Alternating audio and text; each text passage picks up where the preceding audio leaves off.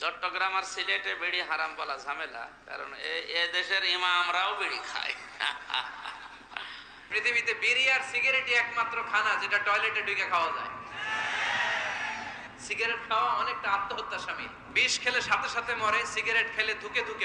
কারণ মাকরু, এই জন্য ডান্সে খান। মাকরু মানে কিন্তু জায়েজ না, মানে কোরআনের টেক্সটও পাওয়া যায়, হাদিসের টেক্সটও পাওয়া যায়, এটা হারাম। রসুন আর পেঁয়াজ যত ভালোই হোক, ইন্ডিয়ান হোক আর বাংলাদেশি হোক, পাকিস্তানি হোক আর মিশরি হোক, এটা খাইলে মুখে কিছু গন্ধ আসে নাকি আসে না? কাঁচা রসুন কাঁচা পেঁয়াজ গন্ধ আসে না আসে না? তাহলে রসুল নিষেধ করেছেন এই গন্ধে অন্য নামাজি কষ্ট পাবে, ফেরেশতা কষ্ট পাবে। আচ্ছা এবার মিলান তো, রসুন পেঁয়াজের গন্ধ বেশি না বিড়ির গন্ধ বেশি? তাহলে এটা হলো একটা বিড়ির গন্ধের দিক থেকে। এবার আসেন আগুন। রাসূল সাল্লাল্লাহু আলাইহি ওয়াসাল্লাম, হাদিস উলামা ইকরামরা আছে, আল্লাহর হাবিব প্রচন্ড আগুনে উত্তপ্ত পাকানো কোনো খাবার খেলে নবীজি নতুন করে ওযু করে তারপরে সালাত আদায় করতেন। ওযু ভঙ্গের কারণ কয়টি? এর মধ্যে এটা নাই, এটা নাই। উম্মতের জন্য কঠিন হবে, কষ্ট হবে, এই জন্য আল্লাহ নবী এটা নির্দেশ করেন নাই। আল্লাহ নবী যখনই কোনো উত্তপ্ত আগুনে পাক করা কোনো গরম খাবার খেতেন, নবীজি আবার কি করতেন? নতুন করে ওযু করে তারপরে কি করতেন? সালাত আদায় করতেন। তার কারণ হলো আল্লাহর হাবিব বলতেন, এই আগুন হলো জাহান্নামের একটা নমুনা। আগুন হলো জাহান্নামের নমুনা, জাহান্নামের নিদর্শন। এই জন্য বিশ্বনবী করতেন। তো বিড়ি খায় কি দিয়া? কথা কয় না, বিড়ি সিগারেট কি দিয়া খায়? তাহলে জাহান্নামে যাওয়ার নিদর্শন এটা একটা। কেউ যদি সিগারেট খেয়ে ইফতার করে তাহলে কি তার সিয়াম হবে? প্রথম কথা হচ্ছে, আপনি সিগারেট কেন খাবেন? সিগারেট অবশ্যই একটি হারাম কাজ, হারাম খাদ্য। নবী সাল্লাল্লাহু আলাইহি ওয়াসাল্লাম বলেছেন, সালাসাতুন লা তাদখুলুনাল জান্নাহ, তিন ধরনের ব্যক্তি জান্নাতে প্রবেশ করবে না। এর মধ্যে এক ধরনের ব্যক্তি হচ্ছে মুদমিনুল খামর, যারা নেশাজাতীয় জিনিস পান করে। হারাম কোনো বিষয় বলতে হলে তাহলে শরীয়তের দলিল লাগবে। তার কোনো বিষয়কে হারাম বলতে হলে তিনটা বিষয় লাগে। কয়টা? এই তিনটা শর্ত যদি পাওয়া না যায় তাহলে আন্দাজে যে কোনো জিনিসকে হারাম বলা ঠিক না। আর এদেশে তো যা দেখে তাই হারাম বলে।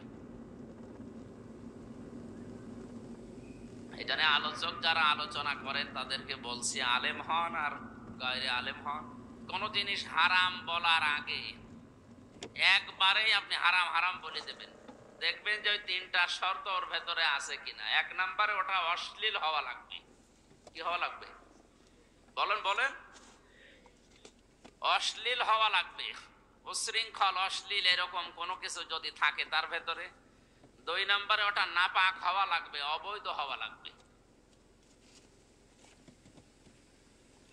তিন নম্বরে ওটা ক্ষতিকারক হওয়া লাগবে নিজের শরীর, পরিবার, সমাজ এবং রাষ্ট্র এবং মানবতার জন্য। যদি ক্ষতিকারক হয় তাহলে কয়টা বিষয় পেলাম? এক নম্বরে ক্ষতিকারক মনে করে, দুই নম্বরে অশ্লীল, তিন নম্বরে অবৈধ বা নাপাক। এই যে অনেকে বিড়ি হারাম বলে না, চট্টগ্রাম আর সিলেটে বিড়ি হারাম বলা ঝামেলা, কারণ এ দেশের ইমামরাও বিড়ি খায়। এগুলো আমাদের খুলনা বরিশাল বিভাগে একটু ঝামেলা আছে। ওই এলাকায় যদি কেউ বিড়ি খায়, তারে ইমামতি করা তো দূরের কথা, ওরে মসজিদ ঝাড়ু দিতেও দেবে না। চট্টগ্রাম বা সিলেটে আমি দেখেছি অনেক ইমাম বিড়ি খেতে খেতে ফেলে দিয়ে মুখটা কলি করে নামাজে দাঁড়িয়ে গেল। আল্লাহু আকবার। তা হারাম বলার জন্য যে বিড়ি বললাম হারাম, কয়টা জিনিস বললাম হারামের জন্য? একটু মিলান তো। তিন। আমরা কিন্তু নিয়াত করতে পারি ভাই যে আমরা যারা ওয়াজ শুনলাম জীবনে কোনোদিন সিগারেটে হাত দিব না। এটা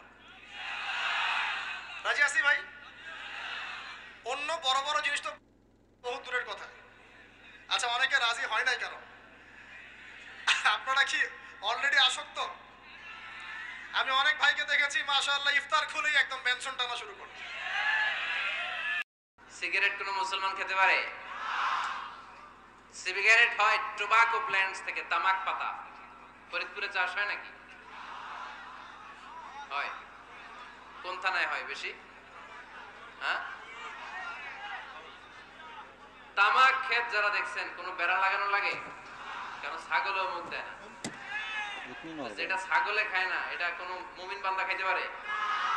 তো খান কেন এগুলো পচা জিনিস?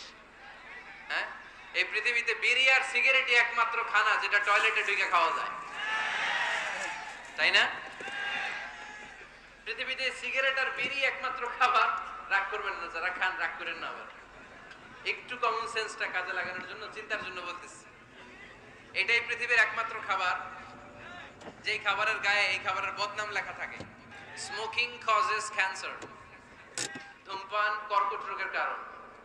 বিড়ি সিগারেট মিলে বিড়ি সিগারেট খেলে নাকি 40 দিন পর্যন্ত কোনো ইবাদত কবুল হয় না। জি, এ কথাই ঠিক। রাসূল সাল্লাল্লাহু আলাইহি সাল্লাম বলেছেন, মান সারাবাল খামরা লাম তুকবাল লাহু সালাতুন 40 লাইলা। কে যদি নেশাদার দ্রব্য পান করে তাহলে 40 দিন তার ইবাদত কবুল হয় না, সালাত কবুল হয় না। বিড়ি, তামাক, জর্দা, সিগারেট নেশাদার দ্রব্য। তুমি যদি মনে করো যে নয়, তাহলে মনে রেখো একটা কথা, আল্লাহর নবী বলেছেন, মাসকারা কাসিরুহু ফাকালিলুহু হারাম। যে জিনিস বেশি খেলে বিবেকের ক্ষতি হবে তার কমও হারাম। আমি ধূমপান করি আবার নামাজও পড়ি, তাহলে আমার নামাজ কি কবুল হবে? মনোযোগী হয়ে নামাজ পড়েন, দেখবেন বিড়ি সিগারেটের কথা আর মনে আসবে না, এটা এমনিতে মাইনাস হয়ে যাবে। যে জবানটা দিয়ে আমি আল্লাহর জিকির করি, যেই জিহ্বাটা নাড়ায় আমি নবীর দুরূদ পড়ি, ওই জিহ্বাটা যদি বিড়ি আর সিগারেটের গন্ধে দুর্গন্ধযুক্ত থাকে, আপনারা বলুন তো এটাকে আল্লাহ পছন্দ করবেন কিনা? দয়াল নবীজি পছন্দ করবে? তাহলে এটাকে আমাদের গ্রহণ করা উচিত না পরিত্যাগ করা উচিত? আপনি জর্দাটা, সাদাটা, বিড়িটা, এই তিনটেই হারাম জিনিস মেডিকেল সায়েন্স অনুযায়ী। এই তিনটাতে 1100 রোগ। জর্দার ভিতরে, টোবাকের ভিতরে 1100 রোগ। ভাইরা আছেন যে সালাত আদায় করেন আর সিগারেট খান আর বলেন সিগারেট মাকরু না, সিগারেট মাকরু না, সিগারেট মাকরু না, সিগারেট হচ্ছে হারাম, ধূমপান হচ্ছে হারাম, সিগারেট হোক বিড়ি হোক, জর্দা, তামাক জাতীয় যত কিছু আছে এগুলি হারাম, এগুলি মাকরু ফাকরু না, এগুলো ভুল ফতুয়া।